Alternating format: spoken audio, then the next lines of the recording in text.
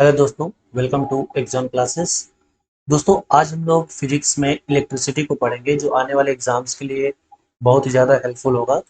तो इस वीडियो में हम जितने भी इम्पोर्टेंट फैक्ट हैं, ठीक है, इंक्लूडिंग कुछ एक दो न्यूमेरिकल्स को भी हम लोग सॉल्व करेंगे। बट जो न्यूमेरिकल का वीडियो होगा वो एक सेपरेट वीडियो होगा और उसमें हर एक तरीके के न्यूमेरिकल को डिस्कस करेंगे।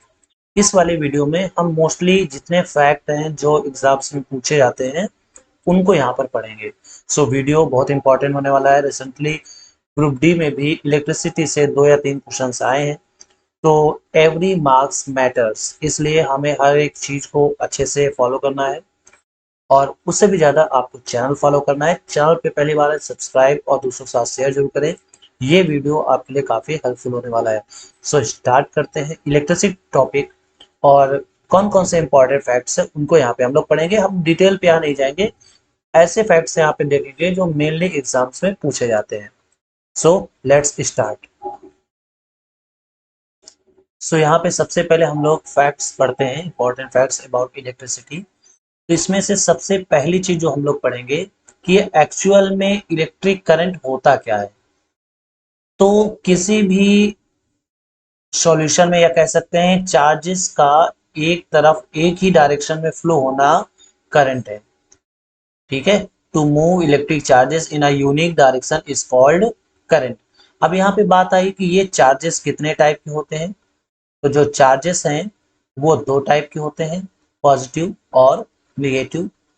इनकी कुछ प्रॉपर्टीज होती हैं, जैसे कि जो सेम चार्जेस होते हैं, सेम चार्जेस वो रिपेल करते हैं, यानी प्रतिकर्षित करते हैं।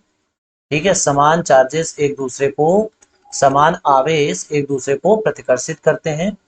और अपोजिट यानी विपरीत आवेश, अपोजिट चार्जेस जो होते हैं वो एक दूसरे को अट्रैक्ट करते हैं यानी आकर्षित करते हैं। ठीक है, तो ये इंपॉर्टेंट फैक्ट हो गया। अब बात आई कि जो चार्ज है वो किसकी वजह से होता है। तो वो इलेक्ट्रॉन के ट्रांसफर की वजह से होता है, इलेक्ट्रॉन के विनिमय की वजह से होता है। यानी जब इलेक्ट्रॉन एक बॉडी से दूसरी बॉडी में ट्रांसफर होते हैं, एक बॉडी से इलेक्ट्रॉन दूसरी बॉडी में ट्रांसफर होते हैं, तो यहीं से चार्जेस बनता है, मतलब चार्जेस प्रोड्यूस होते हैं। अब जिस बॉडी से जा रहा है उसमें पॉजिटिव चार्ज होता है और जिस बॉडी में जा रहा है उसमें निगेटिव चार्ज आता है। उसके बाद जितने इलेक्ट्रॉन जाते हैं तो Q इक्वल टू एनी से हम लोग यहाँ पे चार्जेस फाइंड कर लेते हैं।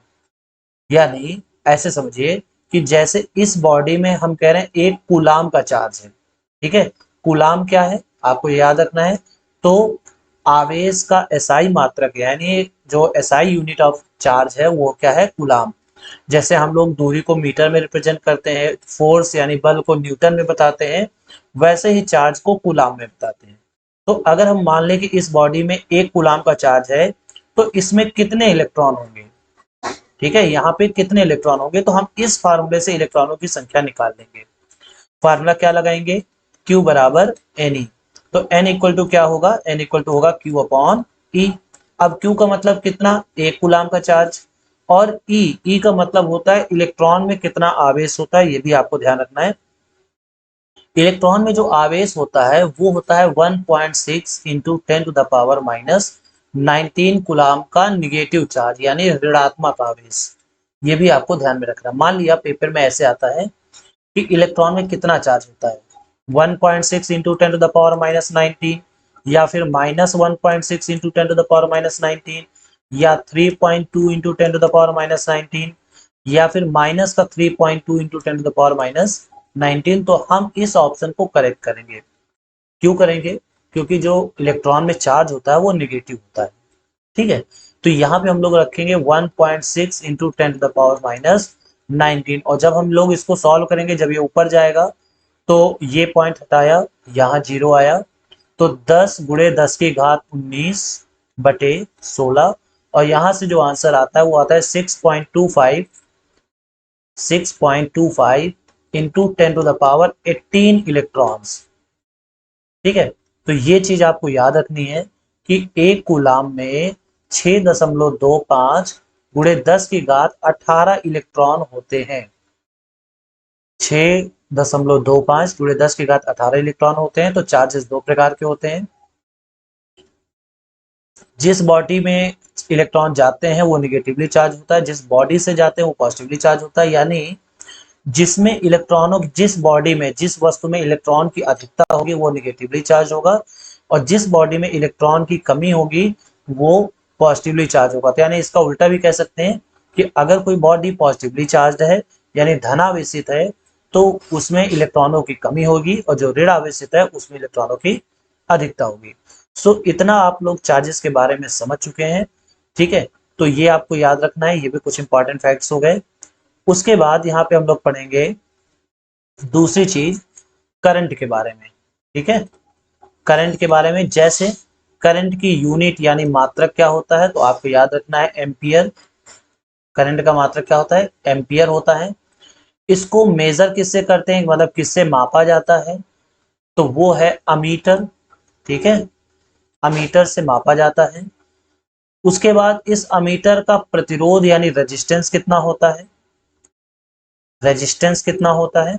तो अगर आदर्श अमीटर है, बात ध्यान समझिए, आदर्श अमीटर, तो आदर्श अमीटर का जो प्रतिरोध है, आदर्श अमीटर का जो प्रतिरोध है वो शून्य होता है। लेकिन सामान्यतः बात की जाए, सामान्यतः तो बहुत कम। ठीक है, यानी प्रतिरोध कम से कम होना चाहिए।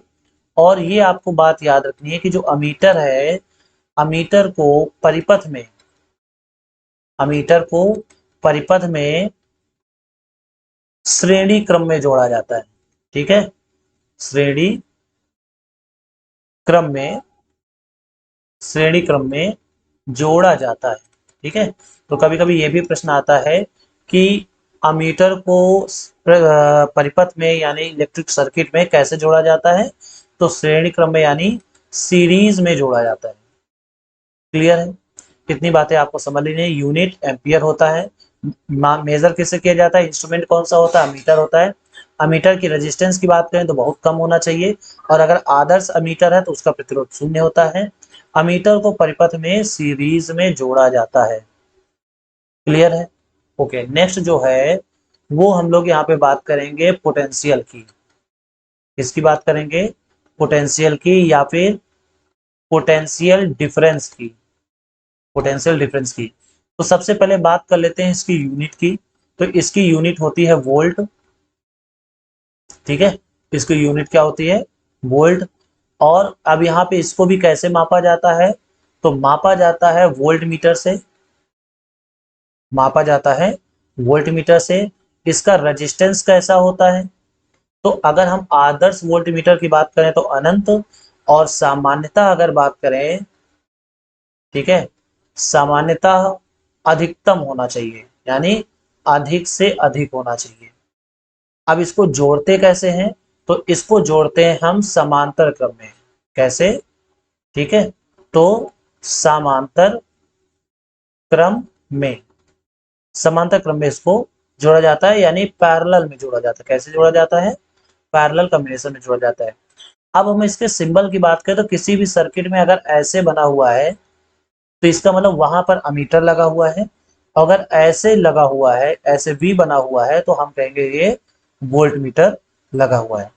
तो इतनी बातें समझ में आ गई कि पोटेंशियल डिफरेंस या पोटेंशियल को मेजर किससे करते हैं, तो वोल्ट से। मापा किससे जाता है, वोल्ट मीटर से। यूनिट वोल्ट होती है, रेजिस्टेंस अनंत होता है आदर्श वोल्ट मीटर का। और सामान्यतः जितना ज्यादा अधिकतम रेजिस्टेंस होना चाहिए उतना ज्यादा अच्छा है। और इसको हमेशा सर्किट में कैसे क्रम में जोड़ा जाता है, तो समांतर क्रम में जोड़ा जाता है। अब हम यहाँ पे बात करेंगे सर्किट के बारे में, यानी परिपथ के बारे में। तो एक मैं परिपथ आपको बना के बता रहा हूँ कि परिपथ में किस क्रम में कैसे जोड़ा जाता है। तो देखिए, सबसे पहले ये जो सिंबल होता है ये प्रतिरोध का होता है। उसके बाद ये जो सिंबल होता है ये बल्ब का होता है। ठीक है, ये बल्ब का होता है। उसके बाद यहाँ पे लगाया जाता है अमीटर ऐसे सीरीज में। उसके बाद ये जो सिंबल होता है ये स्विच का होता है। फिर यहाँ पे जो लगाया जाता है वो सेल है। ये क्या है, सेल है। ये क्या है, स्विच है। कभी कभी हो सकता है सिंबल भी आ जाए। और ये क्या है, तो ये है अमीटर। ठीक है, यहाँ पे ये हो गया बल्ब, ये हो गया प्रतिरोध। और फिर हमेशा ऐसे पैरेलल में जिसके अक्रॉस वोल्टेज निकालना होता है, तो इस तरीके से पैरेलल में इसको वोल्टमीटर को जोड़ा जाता है। उसके बाद यहाँ पे इस तरीके से इस ये जो सिंबल होता है, ये सिंबल होता है फ्यूज का। किसका सिंबल होता है? फ्यूज का। तो इस तरीके से ये सर्किट रिप्रेजेंटेशन होता है। आप ये ध्यान रखिएगा कि वोल्ट मीटर को हमेशा ऐसे जोड़ा जाता है और मीटर को हमेशा ऐसे जोड़ा जाता है, क्योंकि कभी कभार पेपर में क्या होता है कि आपको सर्किट दे दिया जाता है और पूछा जाता है कि इनमें से कौन सी चीज सही से नहीं जुड़ी हुई है। तो ये भी आपको ध्यान देना। और देखिए, जैसे पॉजिटिव टर्मिनल है तो ये पॉजिटिव होगा, ये निगेटिव टर्मिनल होगा इसका, और इधर का ये वाला हिस्सा पॉजिटिव होगा और ये निगेटिव होगा। तो इस तरीके से परिपथ में हम लोग जोड़ देते हैं। ऐसे बोला जाता है श्रेणी यानी सीरीज ऑर्डर, और इस तरीके से जोड़ने को बोला जाता है समांतर क्रम यानी समांतर पैरेलल कॉम्बिनेशन। क्लियर होगी बात? सो अभी हम लोग यहाँ पे क्या क्या पढ़ चुके हैं? धारा पढ़ चुके हैं यानी करंट, इलेक्ट्रिक पोटेंशियल पढ़ चुके हैं। अब इन दोनों के फार्मूले पढ़ते हैं। तो देखिए, क्योंकि न्यूमेरिकल क्वेश्चंस आ सकते हैं, तो जब हम बात करते हैं सूत्र की, तो सूत्र में I बराबर होता है Q अपॉन टी, यानी आवेश बटे समय। और Q की जगह पे हम लोग लगा सकते हैं NE, तो NE अपॉन टी, पहला तो ये फार्मूला हो गया। दूसरा V बराबर होता है W अपॉन Q। अब इसे क्वेश्चन समझिए। जैसे मान लीजिए कहा जाता है आपसे कि किसी परिपथ में 5 सेकंड में 10 कूलाम आवेश प्रवाहित होता है। 10 कूलाम आवेश प्रवाहित होता है, तो धारा बतानी है। ठीक है, धारा बतानी है। तो आई बराबर क्यू कितना 10 और टी मतलब टाइम सेकंड में जो कि है 5, यानी 2 एम्पियर की करंट फ्लो हो रही है। और ये क्या है? यहाँ पे आवेश को ले जाने में किया गया कार्य है। मतलब तुमसे अगर ये कह दिया गया कि किन्हीं दो पॉइंट्स के बीच में, दो बिंदुओं के बीच में 2 कूलाम का चार्ज ले जाने में 20 जूल काम करना पड़ रहा है, तो उन दोनों के बीच का विभवांतर यानी पोटेंशियल डिफरेंस क्या होगा? तो हम फार्मूला लगाएंगे यहाँ पे, 20 जूल काम करना पड़ रहा है और 2 कूलाम का चार्ज है, तो फाइनली आ जाएगा 10 वोल्ट। ठीक है, यहाँ पे ये बात भी समझने वाली है कि जो V का अन्य मात्रक होता है, V का अन्य मात्रक होता है, वो होता है जूल पर कूलाम। ये भी आपको याद रखना है, जूल पर कूलाम ये पोटेंशियल का एक दूसरा मात्रक है। क्लियर हो गई बात? अब यहाँ पे इतनी बात समझ में आ गई। अब यहाँ पे हम लोग बहुत ही इंपॉर्टेंट टॉपिक पढ़ेंगे, ओम्स लॉ। ठीक है, ओम्स लॉ ये क्या बताता है कि अगर किसी भी तार की या किसी भी सुचालक की, कंडक्टर की भौतिक अवस्थाएं यानी फिजिकल कंडीशन ना बदली जाए। फिजिकल कंडीशन में क्या आता है? लेंथ आता है, एरिया ऑफ क्रॉस सेक्शन यानी अनुप्रस्थ काट का क्षेत्रफल, और टेम्परेचर एंड प्रेशर, ये चीजें अगर ना बदली जाएं तो V और I का रेशियो हमेशा कांस्टेंट रहता है। V और I का रेशियो हमेशा क्या रहता है? कांस्टेंट रहता है। और इसी R को बोला जाता है प्रतिरोध। R क्या होता है? R होता है प्रतिरोध।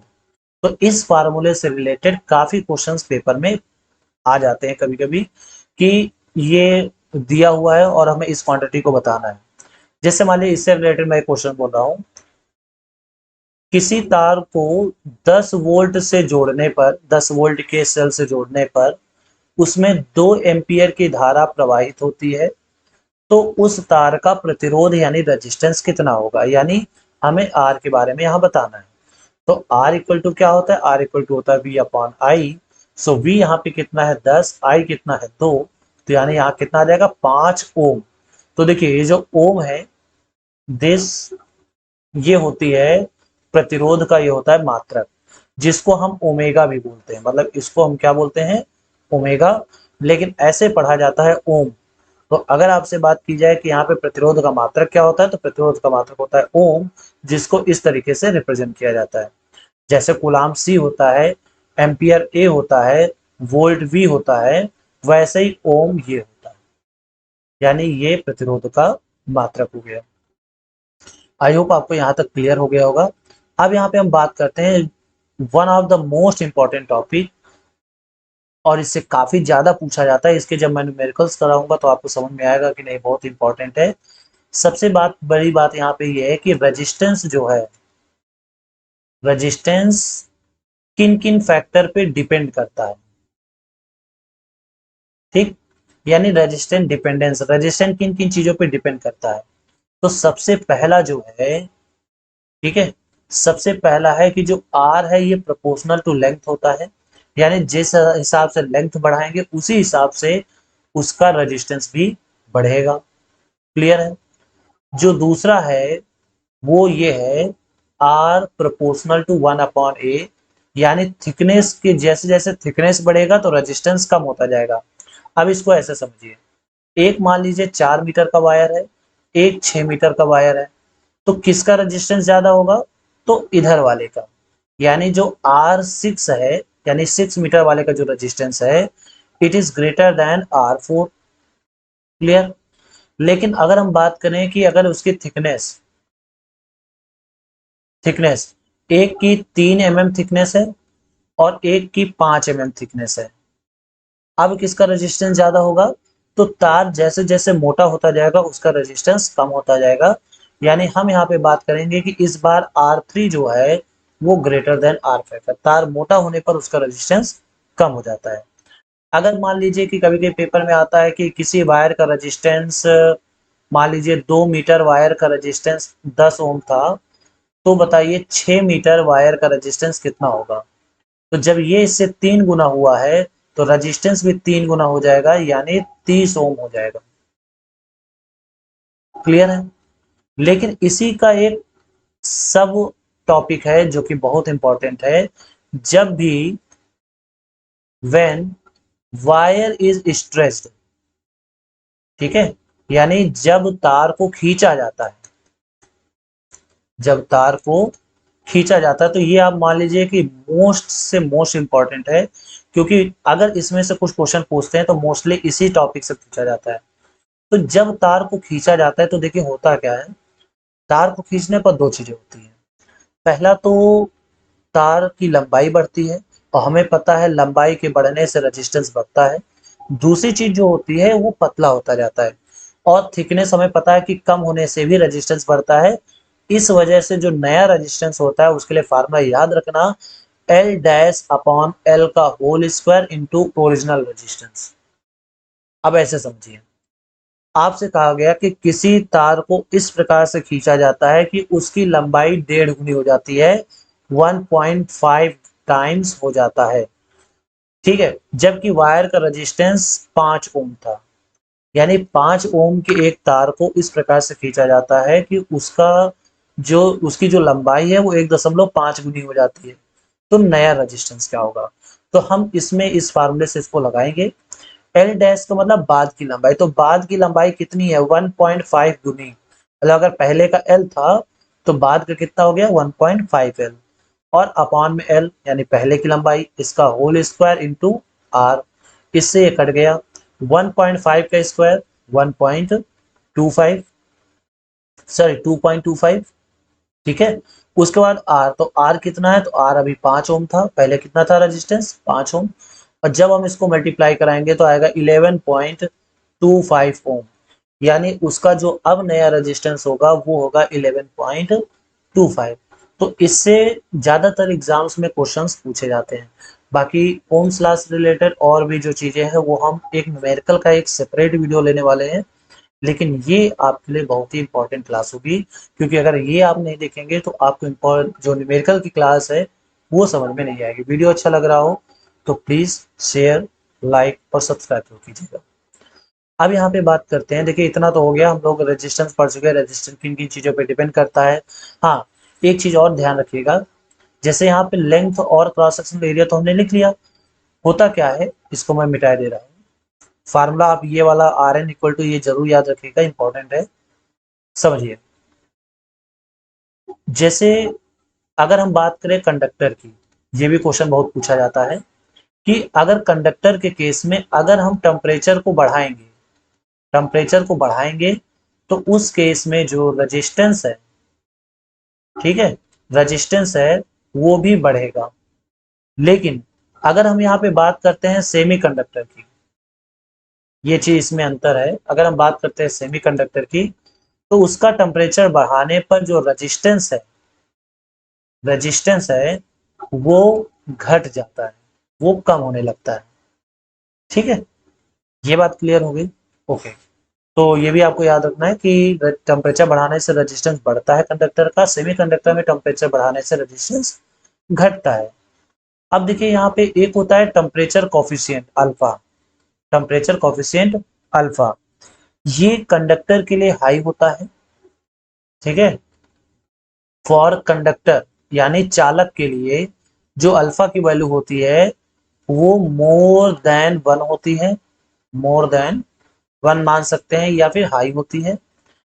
जो सेमी कंडक्टर होता है, या इसको बोल सकते हैं, इसको आप मान सकते हैं कि पॉजिटिव बट लार्ज। लेकिन अगर हम जब बात करते हैं सेमी कंडक्टर की, तो इंपॉर्टेंट बात याद रखिएगा, सेमी कंडक्टर की जो अल्फा की वैल्यू है वो निगेटिव होती है। तो most of the time paper में पूछा जाता है कि इनमें से किस मटेरियल के लिए टेम्परेचर कॉफिशिएंट यानी ताप प्रतिरोध ताप गुणांक जो है उसका मान ऋणात्मक होता है, मीन्स टू से निगेटिव होता है, तो वो है सेमीकंडक्टर। सेमीकंडक्टर के लिए अल्फा की वैल्यू निगेटिव होती है और कंडक्टर के लिए वैल्यू पॉजिटिव होती है। लेकिन अगर हम बात करें एलॉय की, तो एलॉय के लिए अल्फा की वैल्यू जो होती है ये वेरी स्मॉल होती है, बहुत ही ज्यादा कम होती है। इसी की वजह से क्या होता है कि जब एलॉय का टेम्परेचर बढ़ता है तो उसके आर पे यानी रेजिस्टेंस पे ज्यादा फर्क नहीं पड़ता। तो एलॉय को as a heating element use करने के लिए एक ये भी रीजन है कि टेम्परेचर बढ़ने से उसके रेजिस्टेंस पे फर्क नहीं पड़ता। बाकी पेपर में पूछा जा सकता है कि हम एलॉय को इनमें से किस वजह से हम एलॉय को एक हीटिंग एलिमेंट की तरह, जैसे हीटर में नाइक्रोम यूज किया जाता है ना, तो नाइक्रोम का मतलब निकिल और क्रोमियम, तो एलॉय बेसिकली दो मेटल या नॉन मेटल का मिक्सचर होता है। तो एलॉय में हीटिंग एलिमेंट में हम नाइक्रोम का यूज क्यों करते हैं? तो सबसे पहली चीज तो यही होगी कि उसके अल्फा की वैल्यू बहुत छोटी होती है, जिससे टेम्परेचर बढ़ाने से रेजिस्टेंस नहीं बढ़ता है। क्लियर है? दूसरी चीज जो ये है कि ये इसका ऑक्सीडेशन नहीं होता है, इसका ऑक्सीडेशन नहीं होता है। तीसरी चीज, इसमें जंग नहीं लगती है, रस्ट वाली कोई प्रॉब्लम नहीं आती है। और इसका जो रेजिस्टेंस ये मॉडरेट होता है। मॉडरेट मतलब होता है कि ना बहुत ज्यादा होता है और ना ही बहुत कम होता है, मॉडरेट होता है। क्लियर? तो ये इसके आंसर हो जाएंगे कि हम एलॉय को क्यों यूज करते हैं as a heating element. Okay, तो रेजिस्टेंस तक हम लोग पढ़ चुके हैं। अब यहाँ पे बात करते हैं combination of resistance. Combination of resistance यानी रेजिस्टेंस का, प्रतिरोधों का संयोजन। तो इसमें जो सबसे पहला है वो है सीरीज, और दूसरा वाला जो है वो है पैरेलल। यानी इनको हम समांतर क्रम में जोड़ सकते हैं, इसको हम समांतर क्रम बोलते हैं और इसको हम बोलते हैं श्रेणी क्रम। अब श्रेणी क्रम कैसा होता है इसको हम जरा यहाँ पे समझ लेते हैं। देखिए, अगर मान लीजिए कोई प्रतिरोध का जैसे एक सिरा, इस प्रतिरोध का R1 प्रतिरोध का एक सिरा दूसरे से जुड़ा है, दूसरे का प्रतिरोध तीसरे से जुड़ा है, और फिर ये पूरा आकर के किसी सेल से जुड़ा है, तो हम इस चीज को बोलते हैं कि ये क्रम कौन सा है? ये क्रम श्रेणी क्रम है। क्लियर है? लेकिन अगर सभी प्रतिरोध आपस में जुड़े, जैसे अभी जो हम यहाँ पे बना रहे हैं फिगर, तो इससे आप समझ जाएंगे कि सभी प्रतिरोध कैसे जुड़े हैं, आपस में जुड़े हैं। ये देखिए, और उसके बाद ये आके वोल्ट से यानी सेल से जुड़े हुए हैं, तो इसको हम लोग बोलते हैं समांतर क्रम। इसको हम क्या बोलते हैं? समांतर क्रम यानी पैरेलल कॉम्बिनेशन। ओके, तो अगर हम यहाँ पे बात करें, ये मान लीजिए R1 है, ये मान लीजिए R2 है, ये मान लीजिए R3 है, तो हम ये देख रहे हैं कि यहाँ पर ये जो R1 R2 और R3 हैं, इनमें सेम करंट फ्लो होगा। जो करंट इससे जा रही होगी वही करंट इससे भी जाएगी, वही करंट इससे भी जाएगी, वही करंट इससे भी जाएगी। बट यहाँ पे नहीं होगा ऐसा। यहाँ पे जो ये करंट जाएगी वो इस पॉइंट से डाइवर्ट हो जाएगी, कुछ पार्ट इसमें जाएगा, कुछ पार्ट इसमें जाएगा, कुछ पार्ट इसमें जाएगा। इसका मतलब यहाँ ये हुआ कि यहाँ पे I जो है वो सेम होता है, यानी तीनों प्रतिरोधों में समान धारा बहती है, लेकिन V जो है वो अलग अलग होता है, डिफरेंट होता है। V क्या होता है? डिफरेंट होता है। यहाँ पे बात करें तो बताइए, ये R1 जो है ये भी डायरेक्ट इसी सेल से जुड़ा हुआ है V से। देखिए ये आके इसी से जुड़ा हुआ है, R2 भी आके इसी से डायरेक्ट जुड़ा है, और R3 भी, क्योंकि ये इसके यहाँ टर्मिनल्स गए हैं, यहाँ पर और यहाँ पर। तो इन दोनों से तीनों जुड़े हुए हैं, यानी ये डायरेक्टली तीनों के तीनों किससे जुड़े हुए हैं? सेल से। बट यहाँ पे ऐसा नहीं है, इसलिए वोल्टेज अलग अलग होता है। और यहाँ पे क्या होता है? यहाँ पे करंट डिफरेंट होता है, बट वोल्टेज सेम होता है। तो कभी कभी ये भी पूछा जाता है कि इन सीरीज कॉम्बिनेशन, यानी श्रेणी क्रम में इनमें से कौन सी राशि सभी प्रतिरोधों के लिए समान होती है? तो सीरीज में करंट सेम होता है बट वोल्टेज डिफरेंट होता है, पैरेलल में करंट डिफरेंट होता है बट वोल्टेज सेम होता है। अगर हम बात करें यहाँ पे तुल्य प्रतिरोध के, इस बार जो अभी ग्रुप डी के एग्जाम्स हो रहे हैं उनमें भी ये क्वेश्चन पूछा गया है। तो अगर हम बात करें तुल्य प्रतिरोध की, तो सीरीज के केस में आर बराबर जो होता है, यानी तुल्य प्रतिरोध जो होता है वो होता है R1 plus R2 plus R3। लेकिन अगर हम पैरेलल की बात करें तो इसमें तुल्य प्रतिरोध होता है 1/R equal to 1/R1 plus 1/R2 plus 1/R3। अब इस क्वेश्चन को हम लोग एक जरा मतलब ये जो फार्मूला है इसको हम एक किसी क्वेश्चन से समझते हैं। ठीक है, देखिए जैसे हमने मान लिया यहाँ पर कि 2 ओम 3 ओम के दो रेजिस्टेंस सीरीज में जुड़े श्रेणी क्रम में, तो उनका तुल्य प्रतिरोध क्या होगा? तो तुल्य प्रतिरोध में क्या होता है? जोड़ दिया जाता है इनको, यानी तुल्य प्रतिरोध सीरीज में जो हो जाएगा वो हो जाएगा 2 + 3 यानी 5 ओम। ठीक है, 5 ओम। लेकिन जब बात करते हैं हम इस तरीके से पैरेलल कॉम्बिनेशन की, ठीक है, इसको मिटा दे रहे हैं। जब हम बात करते हैं इस तरीके से पैरेलल कॉम्बिनेशन की, तो बताइए वहां पे 1/R इक्वल टू 1/2 प्लस 1/3। तो यहां से जब एलसीएम हम 6 लेंगे तो आएगा 3 + 2, इसका मतलब आ जाएगा 5/6। तो ये है 1/R, तो R इक्वल टू आ जाएगा 6/5 यानी 1.2 ओम। अब दोनों में अंतर समझिए। अब जो मैं यहाँ बात बताने जा रहा हूँ इट्स इंपॉर्टेंट। देखिए जब हमने सीरीज में टोटल रेजिस्टेंस निकाला तो आया 5 ओम। ठीक है, 5 ओम आया, जो इन दोनों से ज्यादा है। और जब हमने पैरेलल में निकाला तो ये आया 1.2, जो कि दोनों से कम। यानी कह सकते हैं कि जब सीरीज में जो रेजिस्टेंस निकलता है वो दिए गए रेजिस्टेंस से भी ज्यादा होता है, और जब हम पैरेलल में निकालते हैं तो जो रेजिस्टेंस होता है उससे भी वैल्यू कम आती है। क्लियर है? तो ये रेजिस्टेंस के बारे में सब कुछ आपको पता लग गया होगा। न्यूमेरिकल का हम लोग एक अलग सेशन लेंगे, उसमें कोई दिक्कत नहीं है। बस आप लोगों को कमेंट करना है कि आपको वो बेहतरीन क्लास चाहिए जिनके एग्जाम्स सेकेंड शिफ्ट में है, या जिनके एग्जाम्स आगे आने वाले हैं थर्ड फेज पे, तो उनको यहाँ पे कमेंट करना है। ठीक है, मैं श्योर करता हूँ कि जो मैं पढ़ा दूंगा उससे रिलेटेड ही आपको एग्जाम में मिलेगा। तो अब यहाँ पे हम बात करते हैं पावर की। ठीक है, पावर। सो पावर का मतलब क्या होता है समझिएगा। ये होता है रेट ऑफ कंजप्शन